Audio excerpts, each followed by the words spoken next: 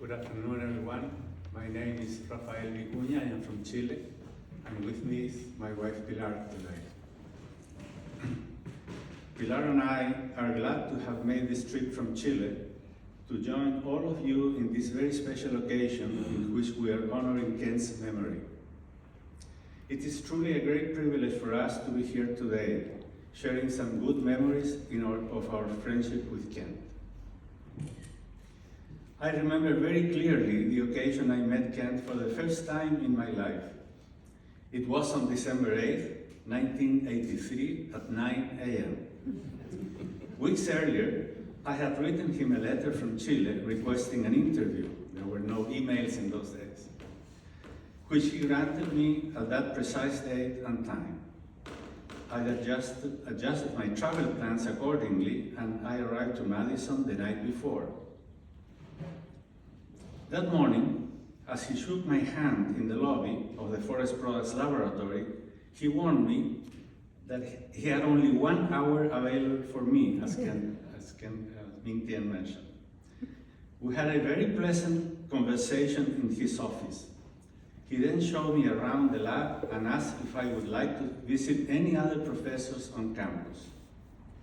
I told him I would be very interested in meeting Greg Zaikus, and aware that he was a good friend of his. I also expressed my interest in meeting the famous Thomas Brock, since I was working with the streamophiles at that time. Ken kindly led me to their respective labs and was with me during both interviews.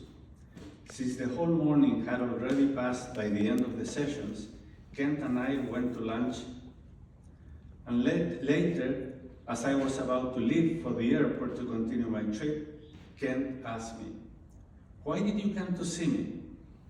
I replied that I was looking for a laboratory in the USA to do a Guggenheim Foundation funded internship. Once I had decided on the laboratory, I would have to apply for the fellowship proposing a work plan. Kent told me I would be welcome to join his laboratory if that would be the choice.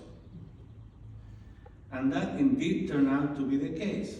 Later, in 1986, I spent 5 months at Kent's lab, which provided a major boost to the new line of research on lignin biodegradation I had initiated in Chile. I have fond memories of those months in Madison, even though my extended family had remained in Chile. The wonderful hospitality of Kent and Celeste, as well as of everyone in the lab, undoubtedly contributed to making me feel at home here in Madison.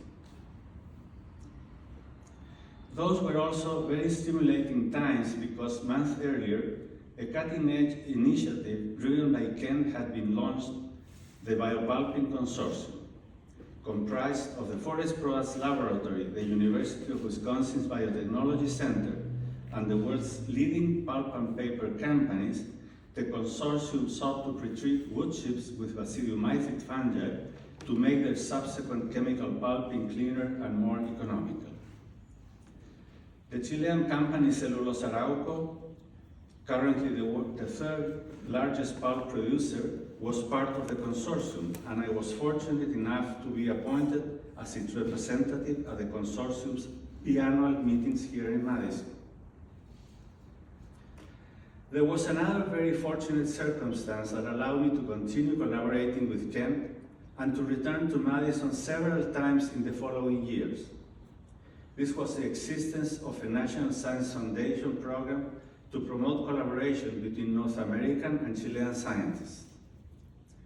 We were awarded 4 consecutive projects under this NSF program. It was in this context that members of Kent's lab visited my lab in Chile. And among them, I would like to remember today Dan Cullen, with special gratitude for the enormous enrichment his contributions brought to my group. Dan was a brilliant scientist, a gentleman, and a very dear friend. May he rest in peace.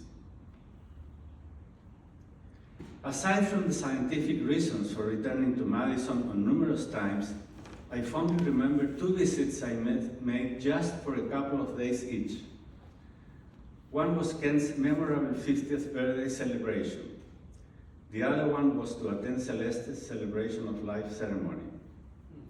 Let this be an occasion to express my special appreciation to Celeste for her extreme warmth and hospitality during my multiple visits to Kirk's home. May she rest in peace. Aside from our encounters in Chile or Madison, Kent and I, plus other scientists, frequently met at various international conferences. But as you learned before from the Reverend, starting in the year 2000, something very special happened. That year, 4 colleagues and close friends, namely Ken Kirk, Roberta Farrell, Ho-Min Chang, and myself, were invited by the Taiwan Forestry Research Institute to attend a conference at its headquarters. I remember we had a wonderful stay in Taipei, to the point that the 4 of us agreed to continue meeting periodically, even if it wasn't for scientific conferences, that is to say, just for the sole reason of our friendship. And so we did regularly, accompanied by our respective spouses and occasionally by our dear Japanese friends Takayoshi Iguchi and Kunio Hata. We had 14 of these satellite meetings, as we used to call them, in places as varied as Japan, the Virgin Islands, France, Dominican Republic, New Zealand, and in several places in the USA, in Hawaii, twice in Madison, twice in Emerald Isle, North Carolina, in Naples, Florida, and in Charleston, South Carolina. The latter took place in 2022, and that was the last time I saw Kent.